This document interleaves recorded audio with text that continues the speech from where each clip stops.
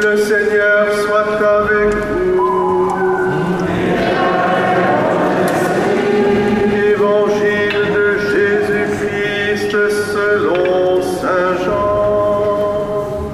Gloire à toi.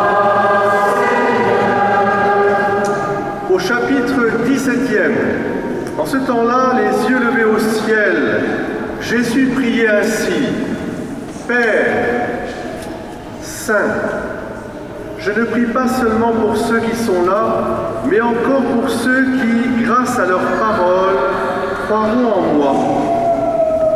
Que tous soient un, comme toi, Père, tu es un en moi et moi un en toi. Qu'ils soient un en nous, eux aussi, pour que le monde croie que tu m'as envoyé.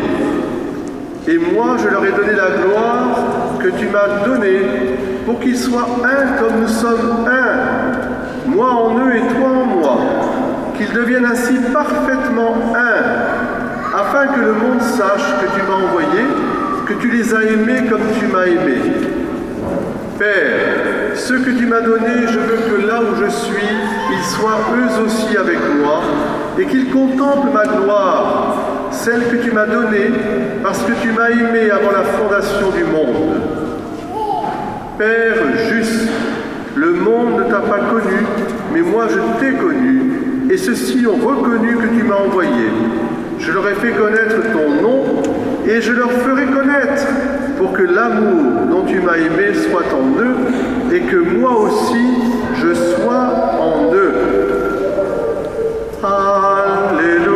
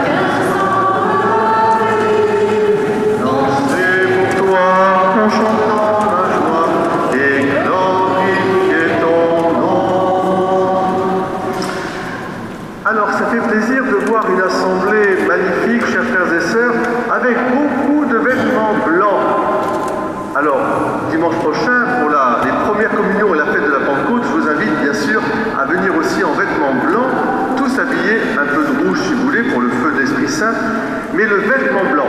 Et grâce à Tess et Éloi, qui sont habillés magnifiquement de blanc, la famille Soulet aussi pour beaucoup, on voit les anciens comme la jeune génération, bien, mettez de la couleur et aussi du blanc, et c'est très bien ainsi.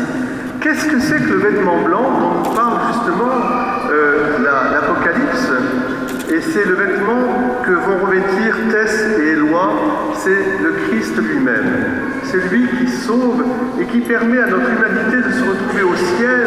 Déjà, cette vision du ciel de Saint Étienne, j'ai vu le ciel ouvert et le Fils d'homme debout à la droite du Père. Et puis, dans l'Apocalypse, qui est le dernier livre de la Bible, ça se termine, viens, Maranatha, viens Seigneur Jésus. Voici que vient le Fils d'homme, l'alpha et l'oméga, le commencement et la fin. Et il vient, il dit, ceux qui auront lavé leurs vêtements et qui seront blancs,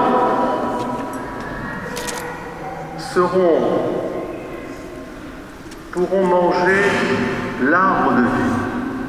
L'arbre de vie. Ce vêtement blanc, c'est la vie éternelle qui va couler pour toujours pour Tess et Éloi, et que nous avons à conserver, je dirais, dans la certitude que le Seigneur est avec nous, présent avec nous. Comment le garder, ce vêtement blanc? Eh bien, en communiant précisément à sa présence réelle. Alors, le Christ est présent, chers parents, chers enfants, vous tous ici réunis, il est présent bien sûr dans sa création tout entière et dans sa magnificence, il n'y a qu'à regarder autour de nous.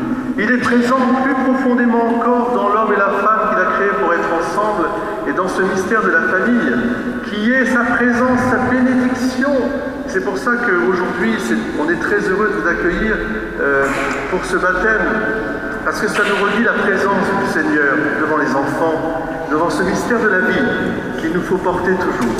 Et puis alors, il est présent pour nous chrétiens, catholiques, baptisés dans les sacrements, et en particulier le sacrement de l'Eucharistie, qui rend sa présence réelle et qui nous blanchit à chaque fois.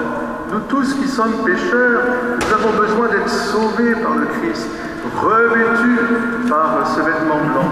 C'est ce qu'on appelle la grâce, la beauté, celle qui est dans les enfants, dans un couple amoureux, dans les grands-parents qui ont blanchi sous le harnais et qui sont tendres l'un envers l'autre, et les arrière-grands-parents, mais celle qui vient de Dieu.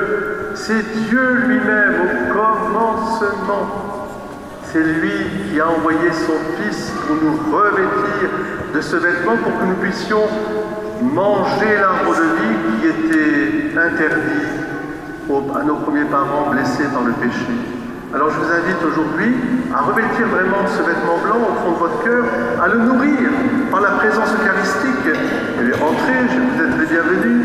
Même si vous êtes en retard, on ne va pas vous faire une... Asseyez-vous, prenez place. Et nous allons maintenant fêter avec Tess et Éloi. Je vous invite à revivre votre baptême aussi et à redemander en profondeur.